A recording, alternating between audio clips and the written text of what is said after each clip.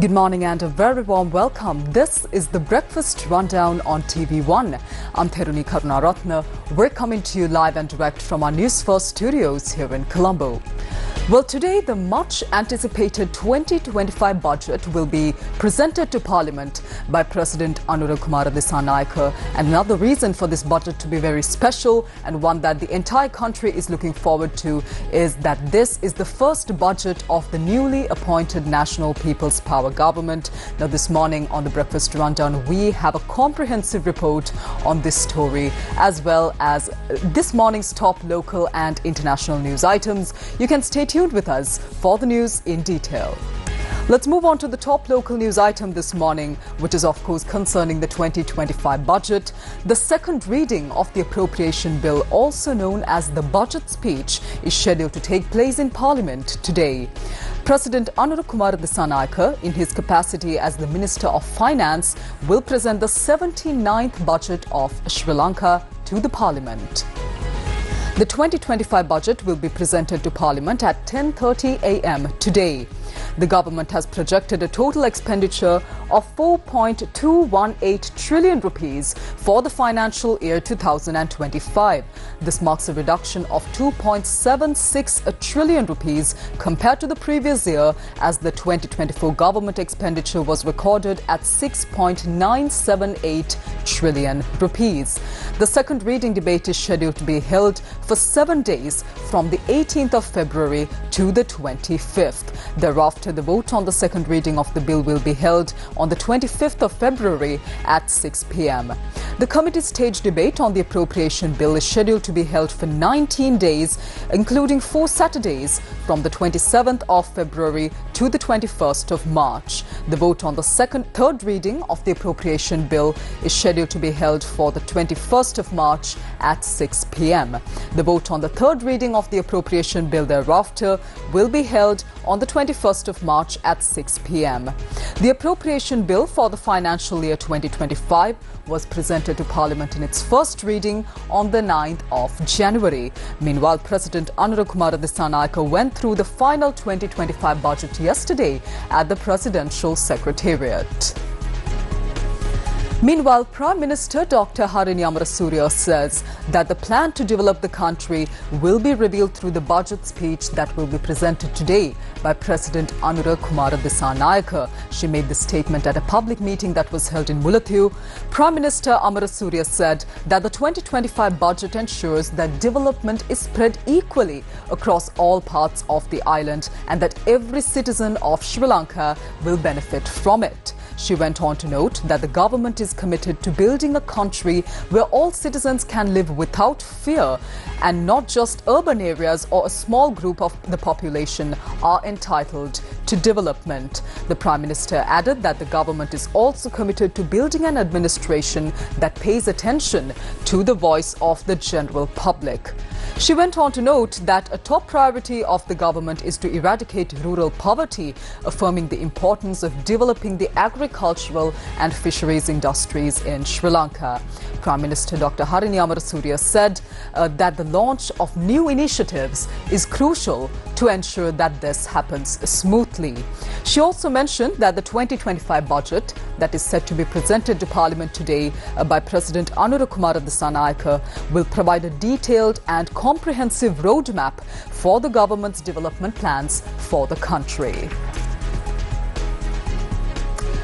Now, the Local Authorities Election Special Provisions Bill will be presented to Parliament today at 2 p.m.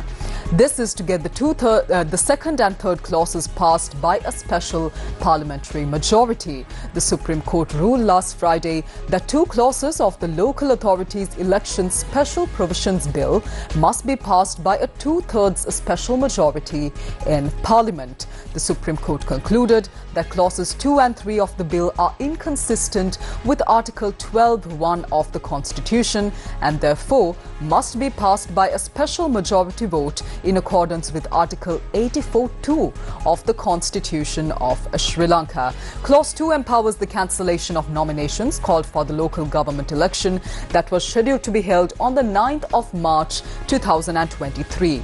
The clause also includes provisions for the return of the deposit money made by political parties and independent groups for the local government election to the relevant individuals. The third clause, on the other hand, states that steps should be taken in accordance with the provisions of the ordinance to commence the holding of the relevant election. According to the Supreme Court ruling, a two-thirds approval of Parliament is required to enact these provisions. The Local Government Election Special Provisions Bill is being presented to Parliament today to obtain approval for these clauses. Minister of Provincial Councils and Local Government Chandana Beratna said that this vote will be held this afternoon.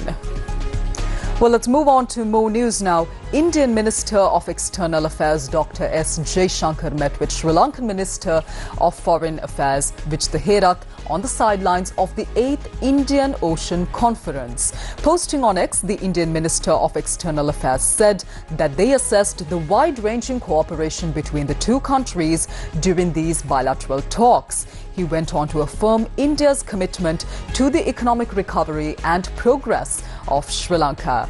The 8th Indian Ocean Conference, which got underway in Oman yesterday, is scheduled to conclude today. Representatives of international organizations and ministers and officials of 60 countries in the Indian Ocean took part in this conference. Now in more local news, a woman and child who went missing when they were visiting the mini World's End, also known as Punchilokanthir, are being searched for in an ongoing operation.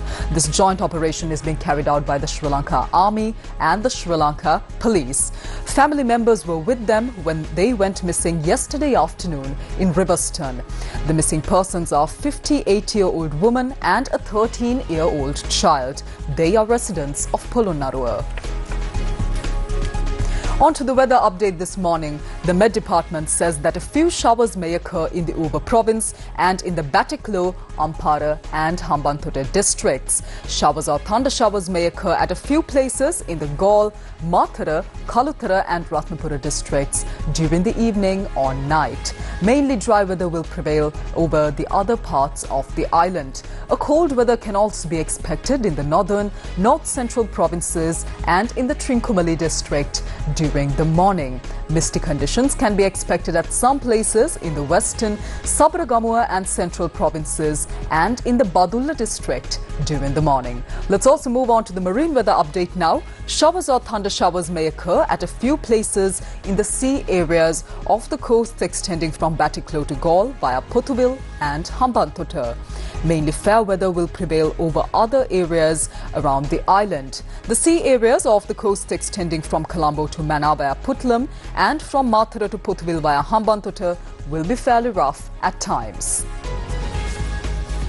Shifting your attention to news overseas now, Sir Keir Starmer, the UK Prime Minister, has said that he is ready and willing to put UK troops on the ground in Ukraine to help guarantee its security as part of a peace deal.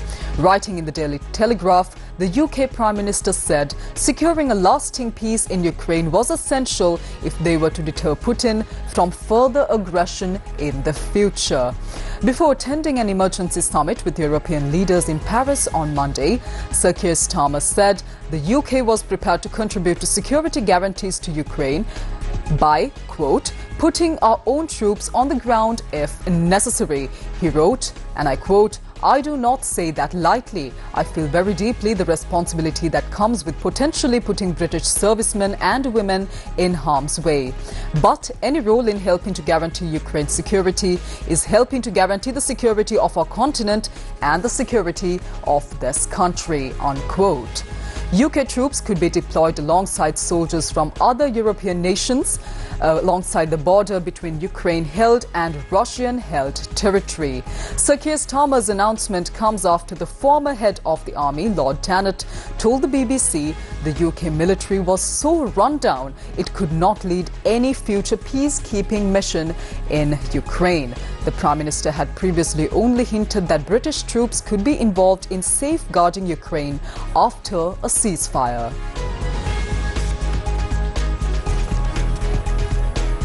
On to more news overseas now. Israel's Prime Minister has said that he is working to make US President Donald Trump's plan to remove and resettle Gaza's population a reality. Benjamin Netanyahu said he was cooperating with the US on a common strategy for the Palestinian territory after a meeting with US Secretary of State Marco Rubio in Jerusalem on Sunday. The talks come after US President Donald Trump proposed a US takeover of Gaza and removal of the 2 million Palestinians there to neighboring countries. The United Nations had warned that any forced displacement of civilians from occupied territory is strictly prohibited under international law and tantamount to ethnical cleansing. America's top diplomat said President Trump's plan may have shocked and surprised people, but it took courage to propose an alternative to tired ideas of the past. Netanyahu said he and Rubio had discussed ways to implement Trump's vision, adding that the US and Israel had a common position on Gaza. The Israeli military launched a campaign to destroy Hamas in response to an unprecedented cross-border attack on the 7th of October 2023, in which about 1,200 people were killed and 251 were taken hostage. The fighting has caused devastation in Gaza, where more than 48,200 people have been killed during this 16-month war, and this is according to the territory's Hamas-run health ministry. Most of Gaza's population has also been displaced multiple times.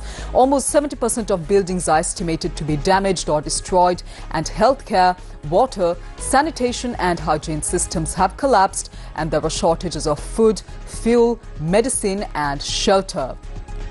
Palestinian and Arab leaders have widely rejected Trump's Gaza takeover plan, with the Palestinian Authority and Hamas emphasizing that Palestinian land is most certainly not for sale. Unlike previous US peace efforts in the region, the US top diplomat did not meet any Palestinian leaders to discuss the future of Gaza. Well, that's a wrap of this morning's edition of the Breakfast Rundown on TV1.